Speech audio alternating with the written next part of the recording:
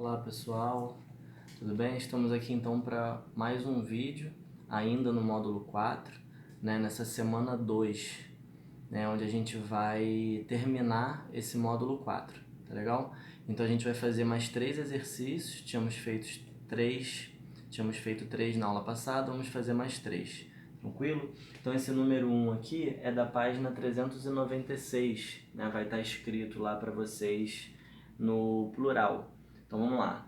Relevo é o conjunto de diferentes formas apresentadas pela superfície terrestre. Então, como a superfície terrestre se apresenta, os formatos, as quais são definidas pela estrutura geológica, ou seja, o que tem embaixo daquela superfície, que material é formado e tudo mais.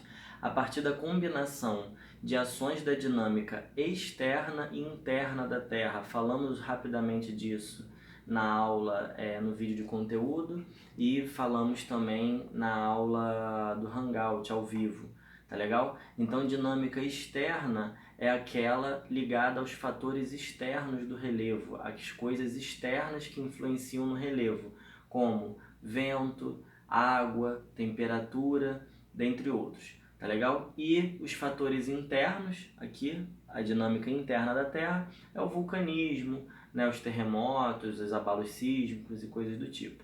Então, com base no texto anterior e em seus conhecimentos, é correto afirmar que...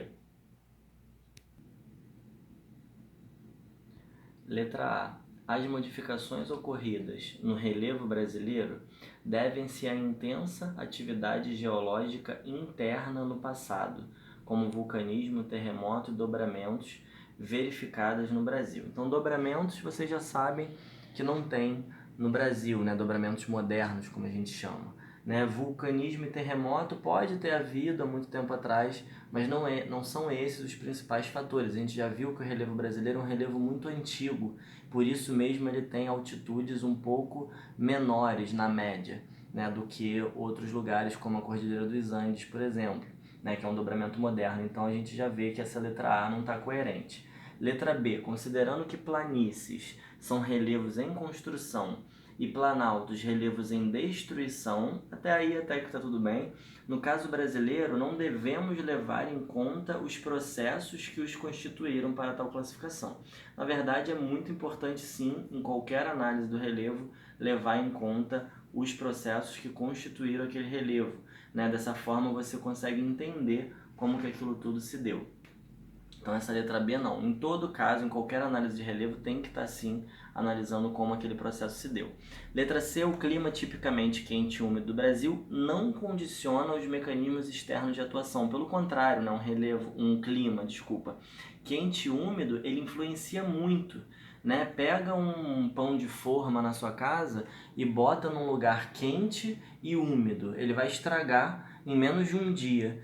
Então, qualquer coisa no ambiente quente e úmido, ela tende a ter muito mais ação de micro-organismos, ter uma decomposição mais rápida e um desgaste maior do que em outros tipos de clima, tá? Então, essa já começa errada. Então, o clima tipicamente externo da atuação do intemperismo e da erosão sobre as rochas cristalinas e sedimentares. Então, essa não. Pelo contrário, é justamente o oposto. O clima tipicamente quente e úmido do Brasil faz com que a erosão seja bastante intensa.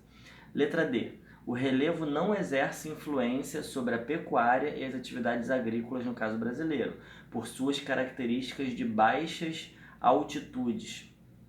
A gente sabe que o relevo ele influencia sim, inclusive a questão do Planalto Central, por exemplo, ser bastante plano, fez com que a agricultura do Brasil avançasse por o Planalto Central, Isso ajudou muito na mecanização, por exemplo, quando a gente fala de agrária, a gente vê que a agricultura no Brasil está lá no centro-oeste e subindo para a Amazônia justamente porque o relevo ajudou na mecanização, por ser plano facilita a mecanização do campo.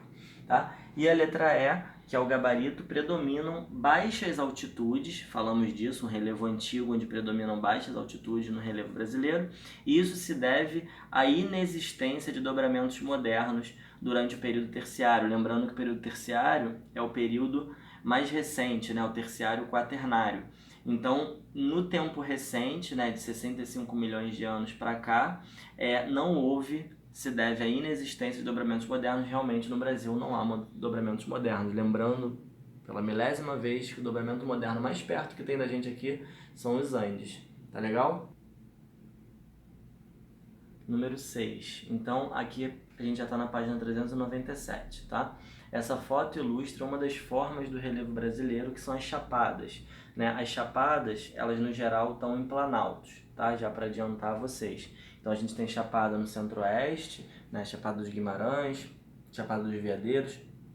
Temos chapada no nordeste, chapada do Araripe.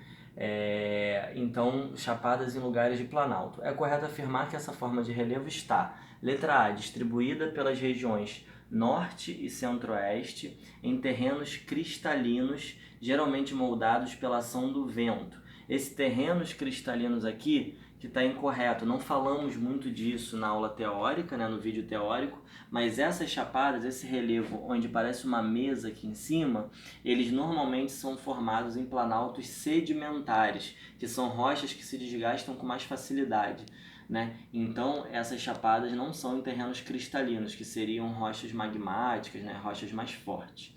Localizada no litoral da região sul. Litoral da região sul já começa meio errado, né? Porque a gente sabe que o litoral brasileiro praticamente todo é formado por planície e decorre, em geral, da ação destrutiva da água do mar sobre rochas sedimentares, né? Até aqui estava até razoável, poderia ser, mas esse litoral da região sul, não, né? O que hoje é litoral do Brasil, em sua grande maioria, são planícies sedimentares.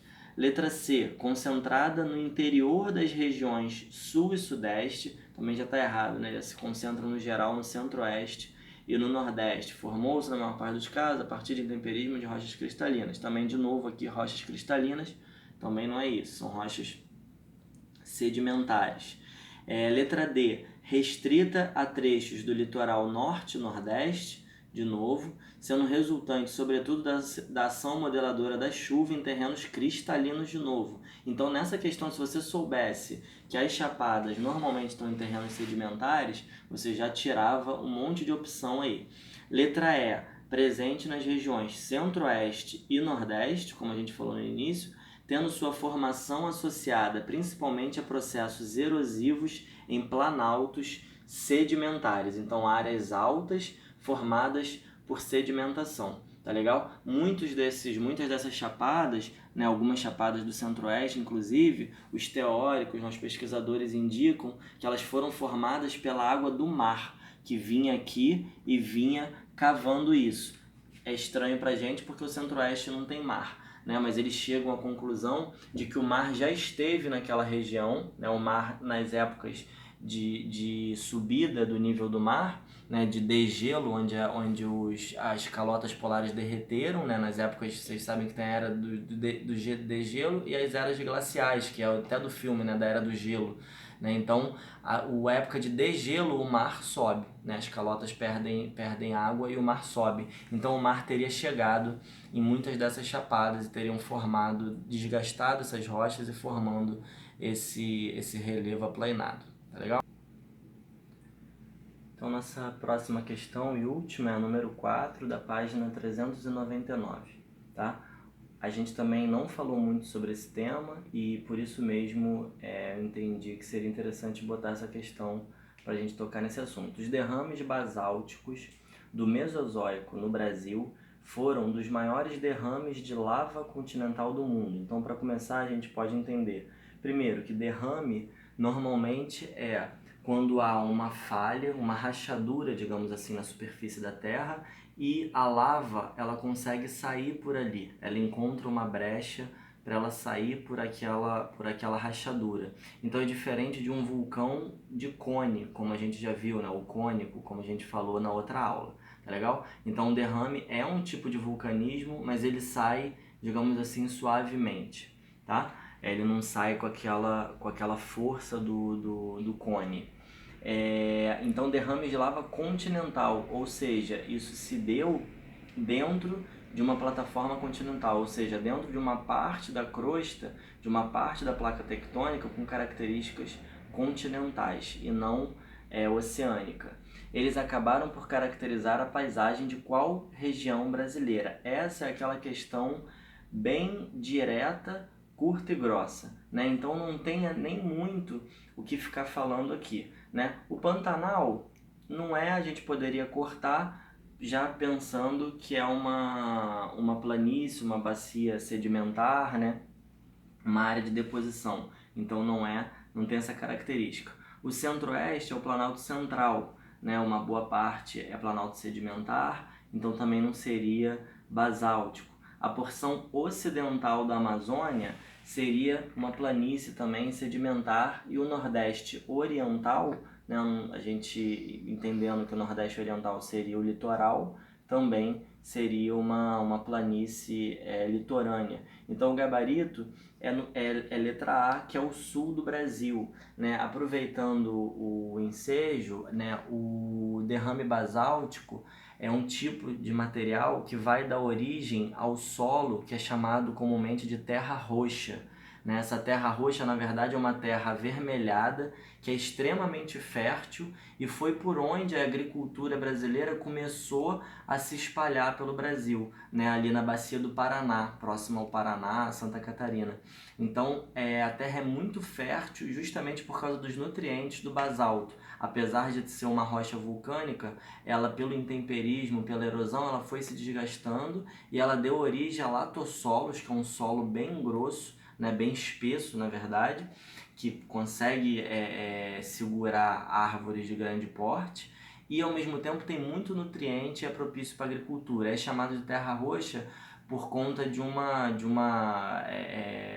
expressão, na verdade, italiana. Não é uma expressão, é a palavra mesmo, que o vermelho seria o rosso, né, ou alguma coisa parecida com isso, que os brasileiros ouviam aquilo. Tinha a imigração italiana no sul, vocês sabem disso, né? Interior de São Paulo, Paraná, teve muito italiano, e aí os italianos chamavam de terra rossa, né? E aí o pessoal foi ouvindo e começou a chamar de terra roxa, né? Você não vai chegar lá e vai ver uma terra roxa, né? Você vai ver uma terra avermelhada, que foi apelidada, digamos assim, de terra roxa, mas na verdade é uma terra vermelha, e são as terras mais férteis do Brasil, que estão ali pelo sul do Brasil. Depois a agricultura foi para o Centro-Oeste, aí vocês conhecem também a história, tá legal? Então a gente fica por aqui, corrigimos esses 3 exercícios e a gente finaliza com isso o módulo 4. Qualquer dúvida já sabem, né? Podem trazer na próxima aula, pode mandar, né, para os coordenadores, lá para o Wagner, para o Saulo, que eles passam pra gente, tá bom? Um abraço para todos e se cuidem.